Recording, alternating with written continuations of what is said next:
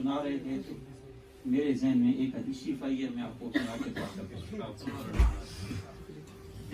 ابو ادریس خولانی اس کی روایت کرتے ہیں، امام مالک نے اس کو نقل کیا ہے، تو صحیح ابن ابی شیبہ نے نقل کیا۔ ابو ادریس خولانی کہتے ہیں کہ دمشق کی جامع مسجد میں گیا تو میں نے دیکھا کہ ایک جوان ہے، کالی اس کی داڑھی ہے، اور جب بات کرتا ہے نا اس کے منہ سے نور کی کرنیں نکلتی ہیں۔ جو لفظ ہے وہ برق الثنایا، کہ اس کے جو سامنے کے یہ دانت ہیں یہ اتنے چمکیلے ہیں، اس طرح جیسے لائٹ نکل رہی ہے، اور اس کے ساتھ ایک جماعت ہے۔ جب ان میں کوئی اختلاف ہوتا ہے تو اس سے پوچھتے ہیں اور سارے اس کی طرف رجوع کرتے ہیں، اور جو بات وہ کہہ دے سارے مان لیتے ہیں۔ میں نے پوچھا یہ کون ہے؟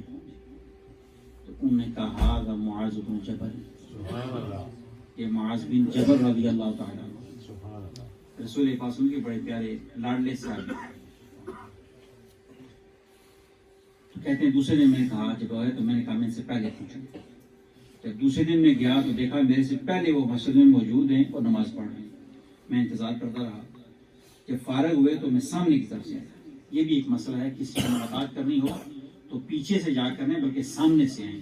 اسی لیے حکم ہے جب قبرستان جائیں تو پاؤں کی طرف سے جا کے مردے کی قبر کے منہ کی طرف سامنے کھڑے ہو کر وہاں سے دعا مانگے، سلام کرے اس کو، سر کی طرف سے نہ جائیں اور پیچھے کی طرف کھڑے نہ ہوں بلکہ منہ کی طرف جائیں۔ تو میں سامنے کی طرف گیا اور میں نے جا کر سلام عرض کیا، اور پھر میں نے کہا کہ میں آپ کے ساتھ خدا واسطے کی محبت کرتا ہوں، میں آپ سے پیار کرتا ہوں اللہ واسطے۔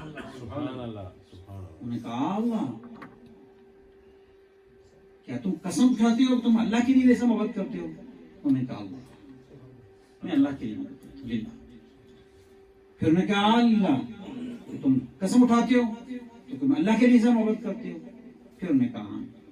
فرماتے ہیں کہ انہوں نے آگے بڑھ کر میری چادر کا پکڑا، مجھے کھینچا اپنی طرف اور گلے سے اور فرمایا کہ تمہیں بشارت ہو، میں نے رسول پاک صلی اللہ علیہ وسلم کو یہ فرماتے ہوئے سنا ہے کہ اللہ تعالیٰ ارشاد فرماتا ہے وجبت محبتی للمتحابین فیہا وللمتجالسین فیہا وللمتزاورین فیہا والمتباذلین،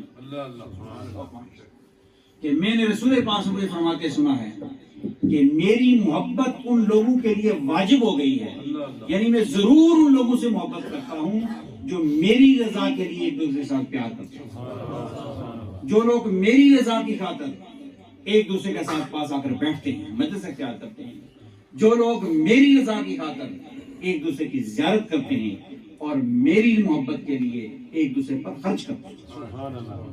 اس لیے آج کی جو مجلس کی جو محفل ہے تو یہ ہمارا اجتماع، یہ آپ کا آنا، یہاں پہ بیٹھنا، آپ دور سے بھی آئے ہیں، اتنے لندن سے بھی ساتھ تشریف لائے، یہ میٹرو سے تشریف لائے ہیں، ہمارے ساؤتھ ہال سے آپ تشریف لائے ہیں، اتنے دور سے آپ آئے، قریب سے آئے۔ مجھے یہ بھی احساس ہے اس میں بیمار بھی ہیں، کچھ کو تو میں نے زبردستی محنت کر کے روکا ہے کہ دعا میں شامل ہو کے جائیں، کچھ ایسے میرے پاس نہیں آئے لیکن ان کی تکلیف ہے، بیماری میں بیٹھے ہوئے ہیں، 5 بجے سے کچھ لوگ بیٹھے ہوئے ہیں، مجھے سب کا احساس ہے۔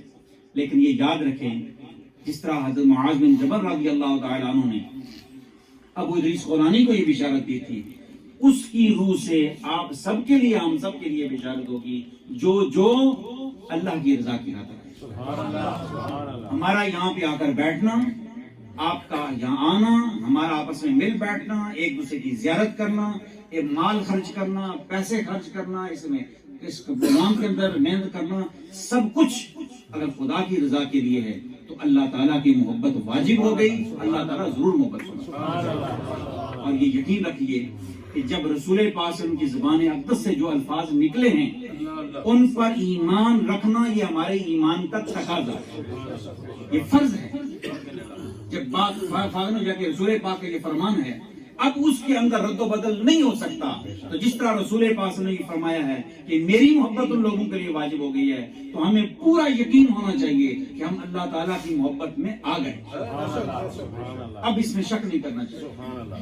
کیونکہ اللہ تعالیٰ اسی طرح بندے کو ٹریٹ کرے گا جس طرح اس کا عقیدہ ہوگا. آنا عند ظن عبدی بی، بخاری شریف کے اندر ہے کہ میں بندے کے گمان کے مطابق، یقین کے مطابق، جیسا میرے متعلق وہ خیال رکھتا ہے میں ویسا ہی اس کے ساتھ معاملہ کرتا ہوں.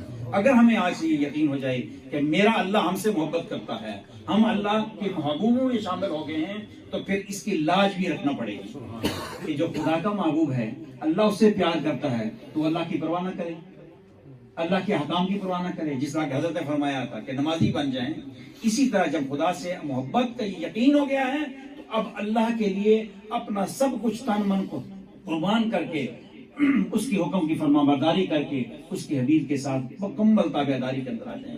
اللہ تعالیٰ ہماری یہ حاضری اپنی بارگاہ میں قبول فرمائے. کھڑے ہو کر دو شیخ سلام کے پڑھ لیتے ہیں، اس کے بعد دعا مانگتے ہیں.